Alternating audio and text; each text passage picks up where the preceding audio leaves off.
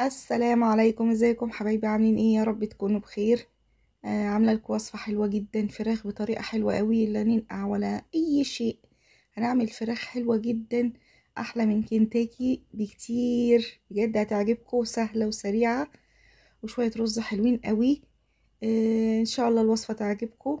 وفي حاجه كمان عاوزه اقولها، لو مش هتدخلي تقولي تعليق تعليق كويس بلاش. الواحد فيه اللي مكفيه، اتقوا الله شويه. انا معرفكيش ولا انت تعرفيني. آه، ممكن تعليقك ده يأثر على حد تاني. الكلمة الطيبة صدقة، يعني انا مش هقول اكتر من كده. يلا بينا نبتدي الفيديو بتاعنا ونسمي بالله ونصلي على الحبيب عليه افضل الصلاة والسلام. هنجيب حلة نحط فيها مية، نسلق الفراخ عادي. عايزة اسلقها 3/4 تسوية، يعني مش تسوية كاملة عشان تعرفي تمسكي الورك، او اي نوع حتة فراخ، يعني صدر اي حاجة عشان نعرف نمسكه، فمش هتسويه تسوية كاملة. نص تسوية، 3/4 تسوية. هتعجبكم جدا الطريقة دي بصراحة. هنحط الريمة بتاعة الفراخ طبعا، ونخلي الشوربة بتاعتنا صافية خالص اهو. الخطوة دي مهمة جدا طبعا.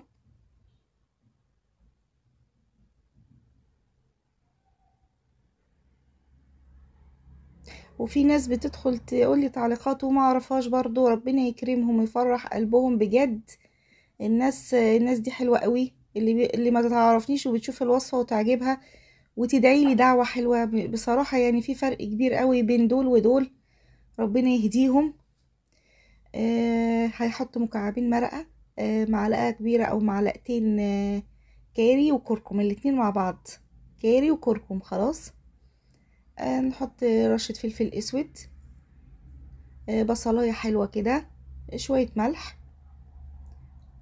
خلاص كده اتسلقت اهي، شايفة اللون حلو ازاي؟ انا عايزة اللون ده، بيخلي لون الفراخ حلو وفي نفس الوقت بيخلي الرز حلو. هنطلع الفراخ بتاعتنا كلها.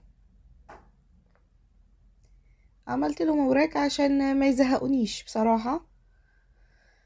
هحوش بس شوية شوربة لان الشوربة كتير قوي على الرز. انا ما عنديش رز بسمتي، غسلت رز مصر عادي جدا اهو، ما نقعتوش، غسلته بس. هحطه على على الشوربة على طول. تمام، هي الشوربة سخنة بس مش مغليتش، هزود بس اللون واعززه بشوية كركم وشوية ملح. خلاص كده نسيب بقى الرز بتاعنا يستوي. طريقة الرز دي حلوة، طعمها حلو. تمام، نحطها على جنب بقى، نسيبها لغاية ما تستوي. نروح على الرخامة بتاعتنا، سيب الفراخ بس تهدى شوية. نجيب بولتين كده، بولة نحط فيها بيضتين 3 اللي عندك اهو. والبولة هنحط التوابل بتاعتنا على البيض، بس لازم نحط شوية لبن، يعني 3 4 معالق، ربع كوباية لبن. فلفل اسود، ملح، توم باودر، بصل باودر، كاري. خلاص، كل دول مع البيض ونقلبهم، سيبهم على جنب.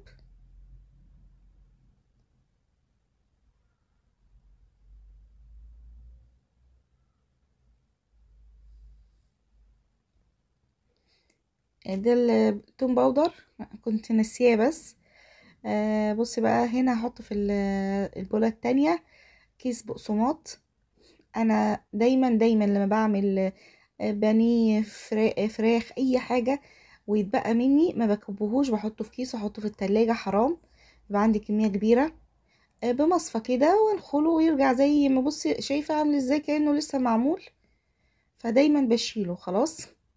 فاحنا اكيد 3/4 كده اهو. وانخليه كده باي مصفى رفيعه، زي يعني كيس كبير حرام يترمي، فاحطه في التلاجة. احط عليه نفس التوابل بتاعتي، فلفل اسود، توم باودر، بصل باودر، كاري. خلاص اهو. ولو عايز ملح احط كمان ملح اهو، الملح. نقلبهم بقى كويس دول ودول. خلاص،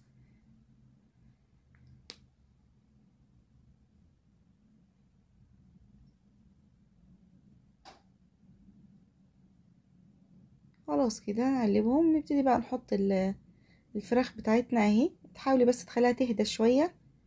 هنحط الفراخ في البيض، نخليها حلوه قوي، يعني نخلي البيض يدخل جواها حلو جدا، وندخل نحطها في البقسماط. البقسماط ده فيه ايه اللي انا كنت شايلاه في التلاجة كمان؟ دقيق ونشا، دقيق ونشا وتلات اربع معالق سميد بسبوسه. خلاص، فهنحط في مع البقسماط. لو ما عندكيش بقسماط حطي سميد بسبوسه ودقيق ونشا والتوابل بتاعتك بقى اللي عندك. خلاص، انا التوابل اللي حطيتها خليت طعمها حلو قوي وريحتها حلوه. توم باودر، بصل باودر، فلفل اسود، ملح، كاري وكركم عشان اعزز اللون بس ويخلي لونها حلو، كزبره ناشفه. بس ما حطيتش توابل اكتر من كده. اهو ندوس شويه كده عليها، خليها تضغطي عليها حلو. عاوزه ترجعها تاني للبيض وترجعي للبقسماط تاني والدقيق ده في جنب. اهو هو بيبقى معجن، يعني مش مفلفل. الرز ده بيبقى معجن شبه الرز الريزو، بس طبعا مش هو الريزو خالص. بس احنا عملناه بطريقه حلوه وتبقى جنب الفراخ، لان مش هتعرفي تعملي جنب الفراخ ايه غير لو انت طبخه. لو انت مش طبخه وعايزه تعملي اكله سريعه هتعملي كده، تريحي دماغك. زيت طبعا، طاسه تكون غويطه لجوه عشان ايه؟ تحمر لك الفراخ كويس. اهو بجد طعم الفراخ حكايه يا جماعه، جربوها حلوه قوي. لو انت مش هتنقعي ولا تعملي قصه الكنتاكي دي، الطريقه دي حلوه جدا جدا. كان في حد سألني عليها، كنت عاملاها مع وصفة الجلاش. كذا حد سألني عليها بصراحة، فقلت خلاص انا هعملها كده كده، الولاد بيحبوها جدا. فقلت اصورها او اوريها لهم. اهو البيض مع اللبن مع التوابل، لما بتحطي بتخلي طعمها حلو جدا جدا، واللون حلو والشكل كمان حلو. اهو بصراحة حلوة جدا.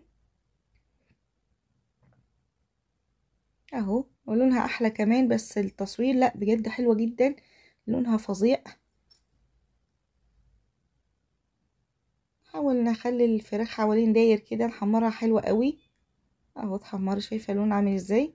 مقولكيش على الطعم بقى، والله الطعم حلو جدا. اهو خلص الكميه كلها بتاعتنا.